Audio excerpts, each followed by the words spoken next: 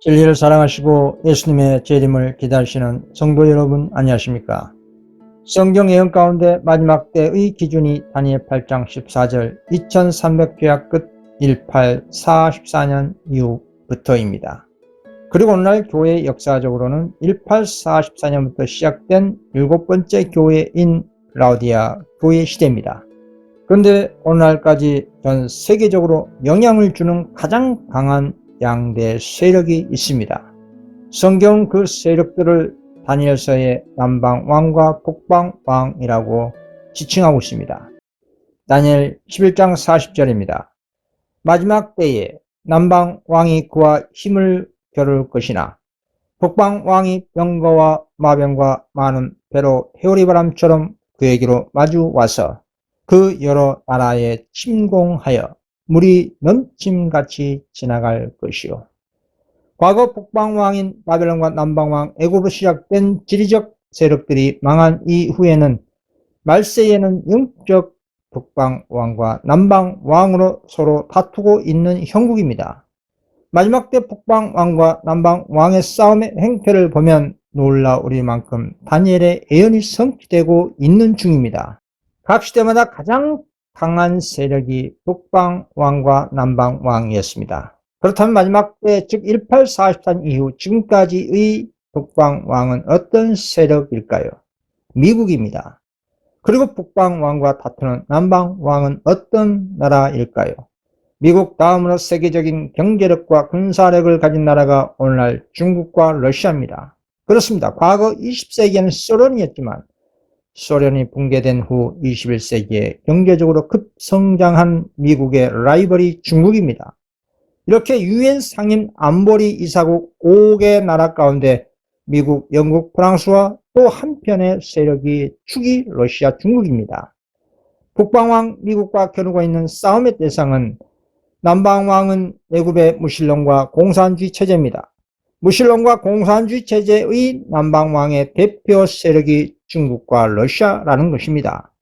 다니엘 11장 40절은 오늘날 21세기 마지막 때 양진영, 즉 미국과 러시아, 중국과의 경제, 군사, 정치, 애교 전쟁을 잘 말해주고 있는 구절입니다.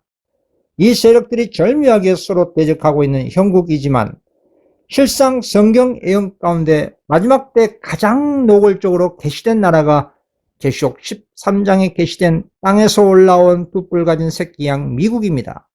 물론 교황권이 프랑스 혁명 이후 머리 하나가 상한 연고로 잠시 세력이 이축됐지만 교황권의 사단적 사장은 미국에 많은 영향을 끼친 것은 분명한 사실입니다.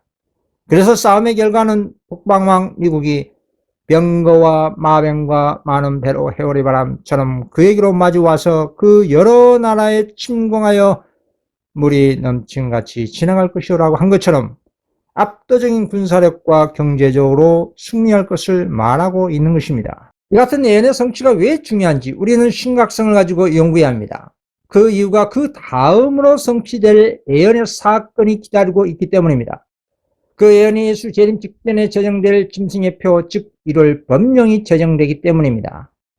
먼저 계시록 13장에 땅에서 올라온 두 뿔이 있는 어린 양 짐승을 보시기 바랍니다.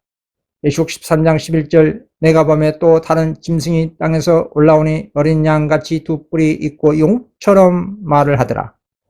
미국의 건국의 시작은 어린 양이신 그리스도처럼 순수하게 시작했습니다. 그러나 세월이 지난 후 어떤 모습입니까? 용처럼 말을 하고 있다는 겁니다. 용처럼 말하는 미국은 오늘날 전 세계의 모든 나라들에게 한세 폭탄을 던져 세상의 임금인 사단의 대리자와 같은 모습인 것입니다. 물론 용처럼 말하고 행동의 절정은 이를 법령을 제정하여 인간의 양심을 법으로 제한하는 것입니다. 그러나 그 전에 이를 법령을 제정하기 전에 미국의 용처럼 행동하는 이 모습은 우방국이든지 어느 나라든지 가난한 나라든지 상관없이 미국의 이익을 위해서라면 수단과 방법을 가리지 않고 미국 우선주의로 세상을 통치하겠다는 뜻입니다. 이런 형태는 결코 새끼양 같은 어린 양의 그리스도의 모습은 아닙니다. 우리 예수님은 가난한 자와 병자를 불쌍히 여기시고 그들에게 값없이 치유와 오병이어 기적을 통해 자비를 베푸셨습니다. 그러나 개신교 미국의 이 같은 용처럼 행동하는 이런 모습은 그리스도와 완전히 상반된 용의 정신, 즉 사단의 정신의 발로입니다. 이것은 성경의 관점에서 볼 때 대단히 중요한 미국의 모습입니다. 이유는 그만큼 미국이라는 나라에서 성령이 점점 떠나고 사단의 지배가 강해지고 있다는 뜻입니다. 역설적으로 예수 재림이 그만큼 가까워지고 있다는 증거입니다. 물론 아직도 성취될 예언의 사건은 오늘날 21세기에 순차적으로 일어나게 될 것입니다. 미국 다음으로 잠깐 동안 북방왕 노릇할 세력이 미국 내 개신교 단체입니다. 그와 관련된 예언의 말씀을 보겠습니다. 계시록 17장 10절입니다. 또 7왕이라 5은 망했고 하나는 있고 다른 일은 아직 이르지 아니하였으나 이르면 반드시 잠깐 동안 계속하리라. 7왕 중에 5은 망했다는 것은 과거의 북방왕 순서로 볼 때 바벨론, 메데, 바사, 헬라, 그리스, 이교 로마, 교황 로마가 망했다는 뜻입니다. 그리고 계시록 13장 짐승들의 출현의 순서로 볼 때 교황권 머리 하나가 상한 이후 땅에서 올라온 두 뿔 가진 새끼 양은 미국을 의미한 것이고, 그리고 미국 다음으로 짐승의 우상이 등장하는데 이 짐승의 우상이 곧 미국 내의 개신교 세력을 의미한 겁니다. 그래서 하나는 있고는 즉 현재의 북방왕 미국을 말하는 것이고, 미국 다음으로 다른 이라고 하는 세력이 미국 내의 개신교 세력입니다.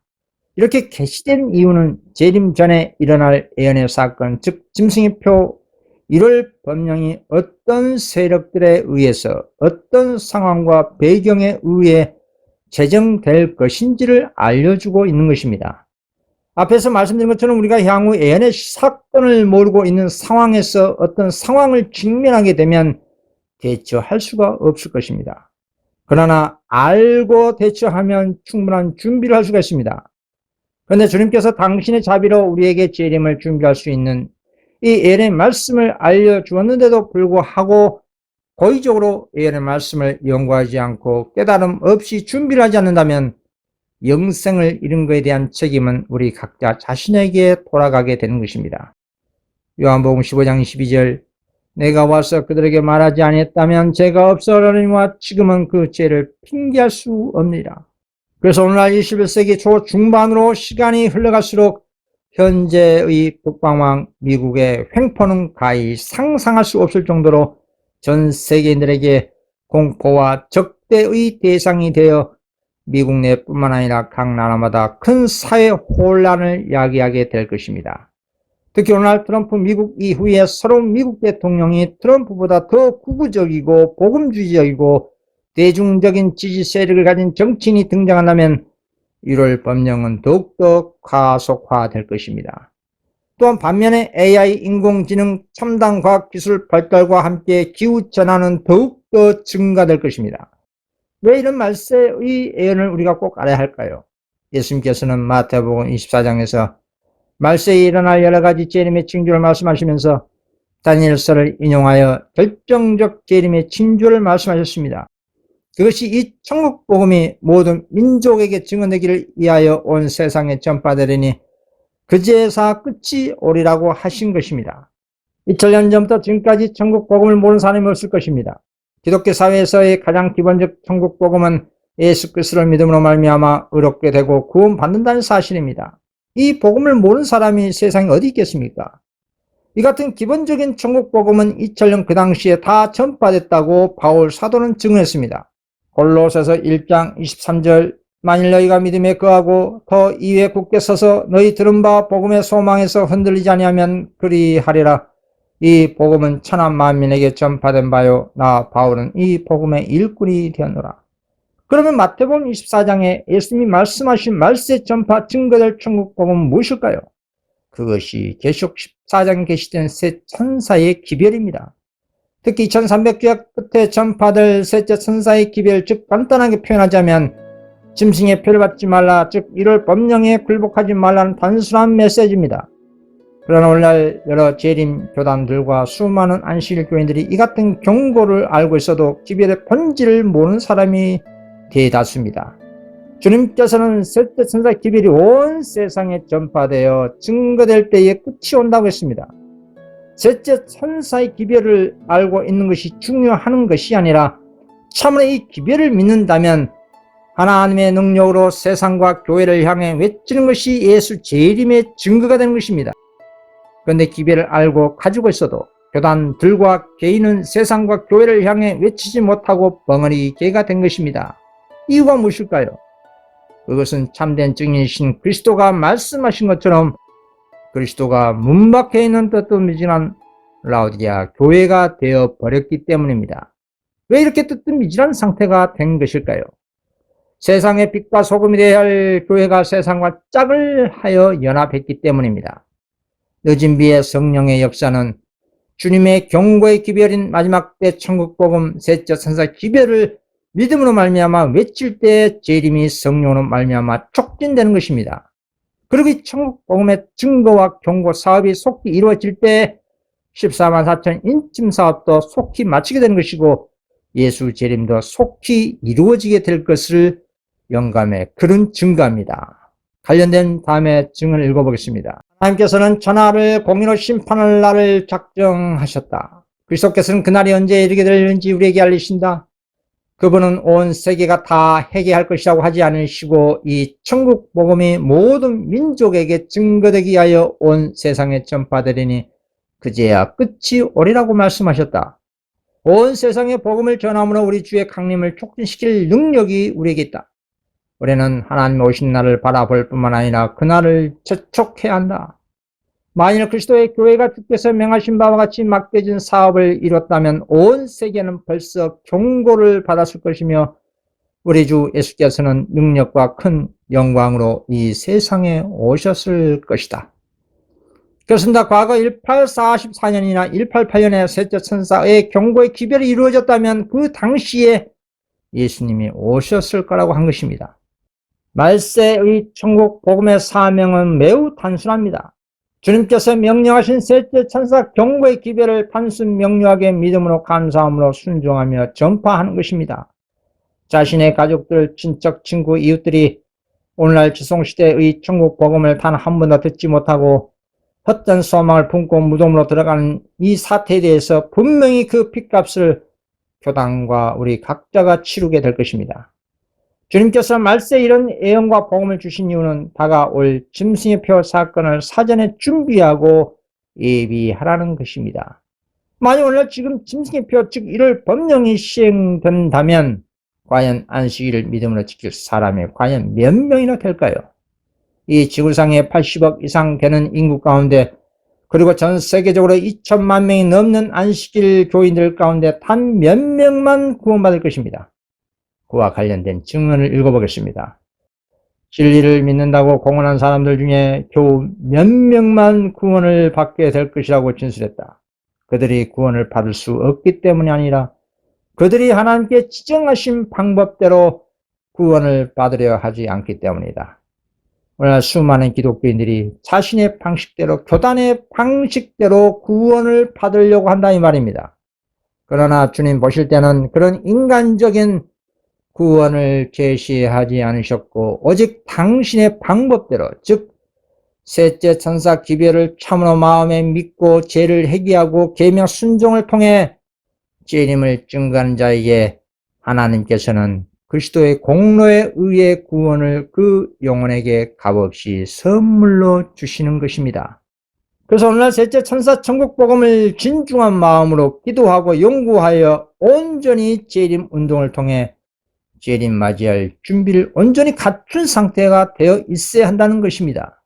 오늘날 영적 북방왕, 미국과 남방왕, 러시아, 중국 사이에 일어나고 있는 이 패권 다툼의 원인은 하나님 계명과 예수의 증거를 가진 여자의 남은 자손을 박멸하기 위한 고도의 사단의 정책입니다. 과거 지리적인 북방왕이었던 바벨론이 이스라엘 침략하고 그리고 남방왕 애굽의 세력들 가운데 전쟁을 하는 과정에서 가장 고통을 받는 백성이 중간에 낀 이스라엘 백성들이었습니다. 강대국 사이에 낀 이스라엘은 항상 전쟁으로 고통을 받았습니다. 전쟁을 좋아하는 사단은 강대국들의 전쟁을 통해 하나님의 율법이 마음에 기록된 이스라엘을 박멸하고자 서로 싸우게 하는 것입니다. 그러면 지리적으로 중간에 위치한 이스라엘은 강대국들의 전쟁으로 한바탕 쑥대밭이 되는 것입니다. 마찬가지로 오늘날 미국과 중국의 경제 패권으로 다투게 되면 최종적인 결과로 그 영향은 하나님 계명과 예수의 증거를 가진 남은 무리에게 경제적인 압박이 되는 것입니다. 어떻게 이런 일이 일어날까요? 악마는 디테일에 숨어서 일을 한다고 했습니다. 끊임없는 강대국들의 군사와 경제 패권으로 인해 세상은 전쟁의 정신을 붕괴할 것을 성경은 예언하고 있습니다. 결국에 설상가상 기후전환으로 세상 경제가 황폐할 것입니다. 이 예언이 계시된 장면이 바벨론이 몰락된 계시록 18장입니다. 그리고 이 모든 재난의 원인이 하나님의 안식을 지키는 적은 무리들 때문에 일어난 재난이라고 정부 당국자들과 세상의 타락한 모든 교회들은 국민들을 선동할 것입니다. 이때 하나님 안식을 지키는 남은 무리들은 가공할 만한 세상의 공공의 적이 되는 것입니다. 지금 이런 예언을 그 누구도 상상할 수 없는 일이라고 할 수 있겠지만 이것은 예수님께서 언급하신 다니엘서와 마태복음 24장과 계시록 13장의 예언입니다. 현재 북방왕 미국은 결코 200년 전에 순수한 그리스도를 표상한 새끼양이 아닙니다. 무소불위의 사단적 정신을 가지고 횡포를 부리는 용처럼 말하는 사단의 대리자입니다. 그러나 북방왕 미국이나 남방왕 중국, 러시아 등 민주국가든 사회주의 나라든 다 사단의 대리자들입니다. 왜냐하면 이 세상의 공중의 건설자요 임금인 사단이 이기 때문입니다. 결국의 최종적인 목표는 하나님의 계명과 예수의 증거를 가진 여자의 남은 자손을 핍박하기 위해 악의 세력들이 연합하게 되는 것입니다. 오늘 말세에 우리의 구원과 직결된 예언의 복음의 진리를 모르면 결국에는 모두 망하고 말 것입니다. 과거 노아 시대처럼 은혜의 시간을 120년 주었지만 그 당시 사람들은 노아의 경고의 기별을 고의적으로 외면했습니다. 결국은 노아 식구 8명 외에 모두 홍수로 망하고 말았습니다. 오늘날 말세에도 동일한 역사가 반복될 상황에 처했습니다. 오늘날 참으로 셋째 선사 기별을 믿고 회개하고 하나님의 계명에 순종한 사람이 몇 명이나 되겠습니까? 과거 1844년 이후 시작된 14만 4천 인침 사업이 시작된 이래 지금도 인침이 이루어지고 있지만 결국 최종적인 인침은 14만 4천 명 뿐입니다. 이것은 지구 모든 거민들에 비하면 극소수 중에 극소수입니다. 그래서 복음의 초청을 받은 사람은 많지만 그 복음에 합당한 품성으로 택함을 입은 사람은 매우 적다고 예수님께서 말씀하셨습니다. 마태복음 12장 14절 청함을 받은 자람한테 택함을 입은 자는 적으리라. 그리고 누가복음 13장에 어떤 사람이 주님께 구원받은 사람이 왜 이렇게 적냐고 물을 때에 주님께서는 이렇게 대답하셨습니다. 누가복음 13장 23절 24절입니다. 어떤 사람이 여짜오되 주여 구원을 받는 자가 적습니까? 그들에게 이르시되 좁은 문으로 들어가기를 힘쓰라. 내가 너에게 이르노니 들어가기를 구해도 못한 자가 많으리라. 오늘 말세에 좁은 문으로 들어간다는 말씀은 무슨 의미일까요? 그것은 세상과 철저히 구별하라는 뜻입니다. 성경 그 말씀 이렇게 표현합니다. 내가 거룩하니 너희도 거룩하라. 거룩이란 것은 하나님께 속한 것입니다. 세상과 철저히 구별하는 것입니다. 베드로전서 1장 15, 16절입니다. 오직 너희를 부르신 거룩한 이처럼 너희도 모든 행실에 거룩한 자가 되어라. 기록됐을 때 내가 거룩하니 너희도 거룩할지어다 하시니라. 그렇습니다. 그러면 우리는 어떻게 거룩할 수가 있을까요? 하나님의 뜻은 우리의 거룩함이라고 했는데 이 거룩함은 어떻게 우리가 보유할 수 있습니까? 거룩한 의, 성화의 의도 칭후에 마찬가지로 참으로 믿는 자에게 하나님께서 값없이 주시는 선물입니다. 그렇다면 어떤 사람에게 거룩하다고 주님께서 선언하실까요? 나를 위해 우리를 위해 인류를 위해 죽으신 예수의 십자가 사랑에 감동한 죄인이 자신의 죄를 버리고 하나님의 계명을 즐거이 믿음으로 순종한다면 주님께서는 그 영혼에게 너는 내 것이라 인침을 하실 것입니다. 즉 거룩하다고 선언하시는 것입니다. 우리 주님께서는 당신께서 재림하실 때에 당신의 백성이 당신의 계명에 순종하여 거룩함에 흠이 없기를 원하신다고 하였습니다. 데살로니가전서 3장 13절입니다. 너희 마음을 굳건하게 하시고 우리 주 예수께서 그의 모든 성도와 함께 강림하실 때에 하나님 우리 아버지 앞에서 거룩함에 흠이 없게 하시길 언하노라. 왜 주님의 백성이 주님 모실 때 거룩한 상태로 꼴져야 할까요? 그 이유는 사단에게 어떠한 참소의 빌미도 주어서는 안 될 것이기 때문입니다. 오늘 사단은 밤낮으로 하나님의 성도를 참소하고 있다는 사실을 알고 있어야 합니다. 계시록 12장 10절 내가 또 들으니 하늘에 큰 음성이 쓰리되 이제 우리 하나님의 구원과 능력과 나라와 또 그의 그리스도의 권세가 나타났으니 우리 형제들을 참소하던 자 곧 우리 하나님 앞에서 밤낮 참소하던 자가 쫓겨나고 사단은 하나님께서 인정하신 악을 떠난 자 욥을 추측해서라도 참수했습니다. 하물며 우리 같은 죄인의 죄가 행위로 드러난 것을 사단이 가만히 보고 있을까요? 사단이 즉각적으로 이렇게 참수할 것입니다. 하나님을 믿노라는 이런 사람이 계명을 범하고 죄를 짓고도 영생을 얻을 자격이 있습니까? 하나님이 공정하지 못합니다 라고 고소를 하면서 이런 죄인을 용서하시고 영생을 주신다면 사단 자신도 용서하시고 하늘로 다시 들어가게 해달라고 떼를 쓰게 될 것입니다. 그래서 주님께서는 사단에게 삐끌만한 참소를 받지 않도록 당신의 자녀들이 당신의 법을 지키고 순종하기를 바라시는 것입니다. 그럼 우리는 어떻게 주님의 거룩한 그 십계명을 지킬 수가 있을까요? 우리의 신앙과 믿음을 타락시키는 세속된 것을 멀리하고 예수님의 십자가의 사랑에 감동받은 성령의 은혜로 예언의 말씀을 기도하고 연구하여 깨닫는 그 기쁨과 그리고 즐겨 순종하며 그리고 영원한 생명이 있는 새하늘 새 땅을 믿음으로 바라본다면 얼마든지 즐거운 마음으로 계명을 순종할 수가 있는 것입니다.